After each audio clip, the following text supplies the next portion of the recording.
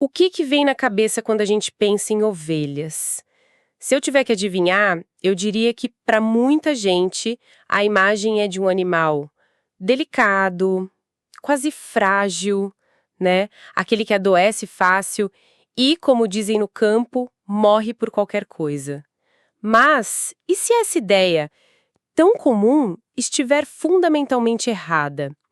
Hoje, a gente tem em mãos um material riquíssimo de Carla, uma especialista brasileira que vive e respira ovinos há mais de 23 anos.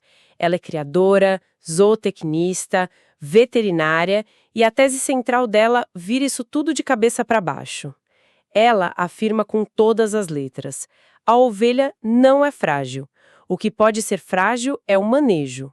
Nossa missão aqui é mergulhar fundo nos argumentos e na experiência dela para entender de onde vem esse mito e como uma simples mudança de mentalidade pode ser a diferença entre o fracasso e o sucesso na criação. E o mais interessante é que essa discussão ela vai muito além da cerca da fazenda, sabe? O que o material da Carla nos oferece é um estudo de caso espetacular sobre como percepção e gestão impactam qualquer sistema. O ponto de virada que ela propõe é sutil, mas, nossa, é transformador. É tirar a culpa do animal e colocar a responsabilidade nas mãos do Criador. Ela não aponta dedos, ela oferece um mapa. E é nesse mapa que a gente vai focar.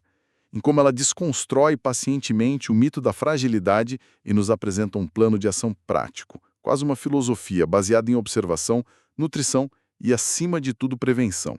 É uma verdadeira aula sobre encontrar a causa raiz em vez de viver apagando incêndios. Certo, vamos começar por aí então.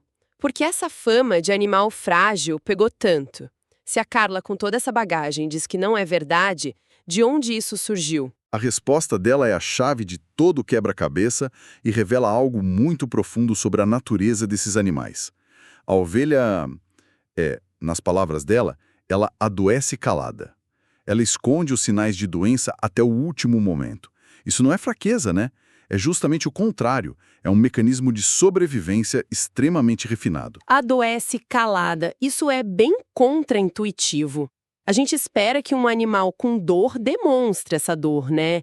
Ela dá algum exemplo prático disso? Ela dá um exemplo que é até um pouco brutal, mas muito, muito esclarecedor. Pensa num ataque de cães a um rebanho. As ovelhas correm, entram em pânico, mas elas raramente berram ou vocalizam a dor.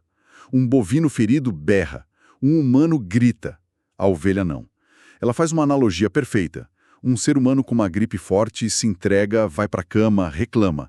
A ovelha, mesmo sentindo dor ou febre, vai se esforçar ao máximo para se manter de pé, para caminhar com o rebanho, parecer normal. Então, o que a gente interpreta como uma fragilidade súbita, tipo, ontem estava bem e hoje morreu, na verdade é o clímax de um problema que já vinha acontecendo em silêncio por dias, talvez semanas. Exatamente.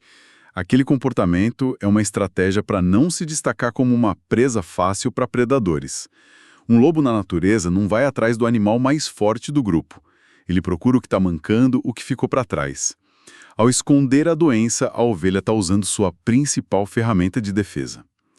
A ironia é que essa força, essa resiliência em não demonstrar fraqueza, é o que cria no criador desatento a percepção de fragilidade. Ele só vê o estágio final e pensa: ah, morreu do nada. Ninguém morre do nada. Isso muda tudo. Então, o problema não é a biologia do animal, mas a nossa incapacidade de ler os sinais. A Carla basicamente diz que a gente precisa aprender um novo idioma, a língua das ovelhas. É exatamente essa a mudança de paradigma. A responsabilidade é transferida. Não adianta esperar um sinal óbvio, um berro. O sucesso na criação, segundo a visão que a Carla construiu em mais de 2 décadas de prática, exige o desenvolvimento de um olhar clínico, quase de um detetive, sabe? É preciso notar a ovelha que demorou um pouco mais para se levantar, a que piscou o olho de um jeito diferente, a que se isolou no canto do pasto por 10 minutos. São microsinais. A criação de sucesso deixa de ser uma tarefa de rotina e passa a ser uma arte de interpretação. E quando essa interpretação falha, imagino que é aí que surgem os grandes problemas. A Carla mapeia quais são os erros mais comuns que nascem dessa falta de fluência no idioma das ovelhas. Sim, Ela é muito direta sobre isso. Ela diz que problemas crônicos como alta mortalidade, cordeiros que não ganham peso, ovelhas que não emprenham, tudo isso raramente é culpa da genética ou de uma doença misteriosa. Quase sempre, a raiz está no que ela chama de manejo frágil, e ele se sustenta em 3 erros fatais. O primeiro, e talvez o mais importante, é a falta de observação diária. Mas todo criador olha seus animais todo dia? Não. Qual a diferença que ela aponta? E essa é uma distinção crucial que ela faz. Existe uma diferença abismal entre rotina e observação. Rotina é o trabalho mecânico. Abrir a porteira, colocar comida no coxo, verificar a água, fechar a porteira. Observação é um ato de presença. É parar por 15 minutos e realmente assistir. Quem chegou primeiro no coxo? Quem está mais apático? Tem alguém com a lã arrepiada? Alguém mancando discretamente? O criador que só cumpre a rotina está, nas palavras dela, cego para a linguagem do rebanho. Ele está presente fisicamente, mas ausente em atenção. Entendi. É a diferença entre ver e enxergar. E o segundo erro, depois da falta de observação? O segundo erro é a nutrição desbalanceada. E aqui a experiência dela como zootecnista e veterinária realmente brilha, né? Ela explica que comer bem não significa estar bem nutrido. Uma ovelha pode estar num pasto verde bonito, comendo o dia todo e ainda assim estar sofrendo de uma deficiência ou excesso grave de nutrientes. Peraí, isso parece muito técnico. Como um criador comum que não é veterinário poderia identificar um problema tão sutil como um desequilíbrio de minerais? Isso não exige um conhecimento muito avançado? Ótima pergunta. E é aí que a abordagem da Carla se mostra tão prática. Não se trata de virar um químico, trata-se de entender princípios básicos e usar as ferramentas certas. Ela dá um exemplo que é devastador: o desequilíbrio entre cálcio e fósforo. Muitos criadores, na ânsia de fazer o animal ganhar peso, oferecem rações ou grãos ricos em fósforo sem a devida contrapartida de cálcio. E qual o resultado disso? O resultado pode ser catastrófico, especialmente para os machos. Esse excesso de fósforo leva à formação de cálculos, sabe? Pequenas pedras no sistema urinário. É o que a gente chama de urolitíase. Essas pedras podem descer e entupir a uretra do carneiro. O animal simplesmente não consegue mais urinar. A bexiga continua enchendo, como um balão, até que se rompe. É uma morte dolorosa e silenciosa, causada por um erro nutricional invisível. Você pode perder seu melhor reprodutor, um animal de alto valor genético e financeiro, por causa de um detalhe na formulação da ração. Que coisa terrível! Uma morte silenciosa causada por um erro silencioso. Isso nos leva a uma conclusão lógica. Se você não observa direito, não percebe o problema nutricional. E se não percebe o problema a tempo, o que acontece quando o animal finalmente demonstra que está doente? E aí você conectou perfeitamente com o terceiro erro fatal, a sanidade reativa. É a mentalidade do apagar incêndios. O criador só age depois que a doença já está instalada e, pior, visível. Pela lógica que a gente já estabeleceu, a de que a ovelha adoece calada, quando o problema se torna óbvio, o animal caído, sem conseguir levantar, ofegante, na maioria das vezes o quadro já é grave demais. O tratamento pode não funcionar, ou o custo para salvar aquele animal se torna altíssimo. É um ciclo vicioso, então. A falta de observação leva a erros nutricionais, que causam doenças silenciosas, que só são tratadas quando já é tarde demais. O criador fica frustrado, perde dinheiro e culpa o animal. Essa ovelha é muito frágil. Perfeito. Você resumiu o ciclo do manejo frágil. E é por isso que a Carla insiste tanto numa frase que deveria ser um mantra para qualquer criador. É muito mais eficaz e barato ter um bom trabalho com prevenção. E o conceito de prevenção dela é amplo. Não é só dar vacina na data certa. É construir todo um sistema de observação, de nutrição, de ambiente que impeça a doença de encontrar um ambiente favorável para surgir. É arquitetura, não reação. Falando em ambiente, para provar que a ovelha não é frágil, ela nos lembra de algo que deveria ser óbvio, mas que a gente esquece. A incrível adaptabilidade desses animais. Sim, esse é o argumento definitivo dela contra o mito da fragilidade. Ela diz: Parem e pensem, tem ovelha sendo criada com sucesso no mundo inteiro. E ela não está exagerando. Existem rebanhos produtivos nos desertos da África, em regiões com neve pesada no Canadá, do clima úmido do norte do Brasil ao frio do extremo sul. O animal em si é uma máquina de adaptação. Se elas sobrevivem e produzem nesses extremos, o que define o sucesso não é uma estrutura de milhões de reais, mas o que ela brilhantemente chama de o básico bem feito. E o que seria esse básico bem feito na prática? São coisas muito complicadas ou caras? É pelo contrário. E essa é a beleza do método que ela ensina. São ferramentas e práticas de baixo custo, baseadas em conhecimento. Por exemplo, ela fala muito em acompanhar o score de condição corporal. É basicamente uma avaliação visual e tátil para saber se o animal está gordo, magro ou no ponto ideal. Isso não custa nada e te dá uma informação valiosa sobre o estado nutricional do rebanho. Com base nisso, você decide se precisa suplementar mais ou menos e qual é o momento exato para colocar aquela ovelha para reprodução. Uma ovelha fora do score ideal dificilmente vai emprenhar ou levar a gestação até o fim. É uma prevenção de problemas reprodutivos usando apenas as mãos e os olhos. Genial! E sobre o ambiente, ela tem algum exemplo marcante? 80% dos cordeiros nascidos naquele ano. 80%. 80%. É a falência. Eu nem consigo imaginar o desespero. Devia ser uma doença nova, uma superbactéria, algo assim. Era o que a criadora pensava. Mas a Carla, com aquele olhar treinado por anos de campo, chegou à propriedade e identificou a causa em minutos. O local onde os cordeirinhos ficavam após o nascimento era extremamente úmido, com pouca ventilação e acúmulo de matéria orgânica.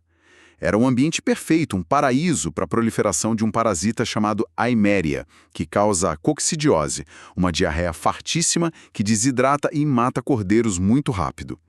O problema não era genético, não era uma doença incurável, era a umidade, o básico do ambiente. Corrigiram o local e no ano seguinte a mortalidade foi para perto de 0. Essa história é incrível. Mostra que o olhar experiente vale mais que qualquer remédio caro. E ela fala de outras práticas básicas? Sim, outra muito importante é a suplementação estratégica. Em vez daquela ideia de dar a mesma ração cara para todo mundo, o que é um desperdício de dinheiro, ela defende um manejo inteligente. As categorias animais têm necessidades diferentes. Ovelhas no terço final da gestação precisam de mais energia, cordeiros em crescimento de mais proteína, reprodutores em serviço de um suporte específico. Já uma ovelha adulta, vazia e num bom pasto, não precisa de quase nada além de sal mineral. É usar o recurso certo, na quantidade certa, para o animal certo, no momento certo. É eficiência. O que me chama a atenção em tudo isso é que não são ações isoladas. Parece que uma coisa se conecta com a outra, formando um sistema. E essa é a palavra-chave, sistema. A filosofia da Carla sobre criar um sistema de manejo robusto. O calendário sanitário que ela propõe é um exemplo perfeito. A maioria das pessoas pensa que um bom calendário é dar vermífugo a cada 30 dias. Ela mostra que isso, além de caro, pode criar resistência nos parasitas. Um calendário eficiente para ela não é uma receita de bolo. Ele é integrado ao ciclo reprodutivo e produtivo daquela fazenda específica. Você trata os animais em momentos estratégicos, como antes da aparição, para que a mãe não contamine o cordeiro.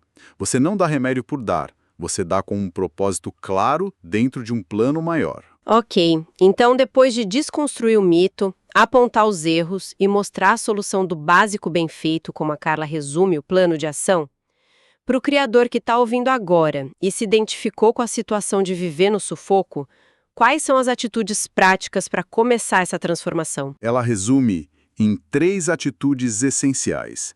A primeira, sem surpresa, é criar uma rotina de observação. E não é só olhar, é registrar. Anotar qual ovelha está sempre por último, qual parece triste, qual está com o pelo diferente. Criar um diário do rebanho. A informação é a base de qualquer boa gestão. A segunda, imagino, tem a ver com o que a gente acabou de falar. Exato. Planejar o calendário sanitário e nutricional. Sentar, olhar para o ciclo da sua propriedade e desenhar uma estratégia. Quando as ovelhas vão parir? Então, o que elas precisam comer e que cuidados sanitários precisam ter nas semanas que antecedem esse evento? é sair do improviso e entrar no planejamento. Não usar o calendário do vizinho ou um que achou na internet, mas criar um que sirva à sua realidade. E a terceira atitude, qual é? É a mais filosófica e talvez a mais poderosa. É a mudança de mentalidade para tratar o sistema e não o sintoma. E aqui ela tem uma frase que é um soco no estômago de tão verdadeira. Ajuste o manejo antes de sair correndo para comprar a melhor genética. Ela viu isso acontecer por mais de 20 anos. Criadores que pagam fortunas por um carneiro campeão, mas o colocam num sistema de manejo frágil. O resultado: o animal adoece, não performa ou até morre. Ela diz que um bom manejo potencializa até os animais mais comuns, enquanto um manejo ruim destrói a melhor genética do mundo. Primeiro você arruma a casa, depois compra os móveis de luxo. Essa ideia de ser um arquiteto de sistemas em vez de um apagador de incêndios é muito forte. Significa que o criador que tem sucesso não é o que tem mais sorte, mas o que tem mais método. Precisamente. O trabalho da Carla ao longo desses mais de 23 anos foi essencialmente o de traduzir a ciência e a experiência prática em um método replicável. A mensagem final dela é que um criador que opera com um sistema claro, com estratégia e rotina, não vive de improviso, ele vive de resultado.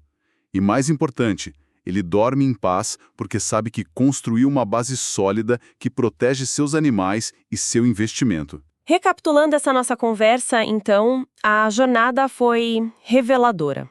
Começamos com a imagem da ovelha frágil, quase um bibelô, e chegamos, através da vasta experiência da Carla, à conclusão de que a verdadeira força ou fraqueza não está no DNA do animal, mas na qualidade do manejo.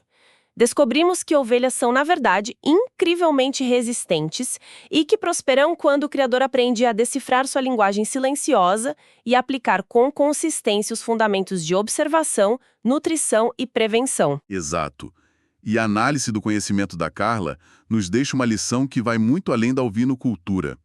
A ideia de focar no sistema e não no sintoma é universal. Seja na gestão de uma equipe, na condução de um projeto, na nossa saúde ou finanças pessoais. Os resultados que duram, que são sustentáveis, nunca vêm de reações heróicas a crises. Eles são o produto de um ambiente e de processos que foram cuidadosamente desenhados para serem robustos desde o início. Essa máxima de tratar o sistema, não o sintoma, é realmente muito poderosa. E fica aqui uma reflexão final para quem nos acompanha.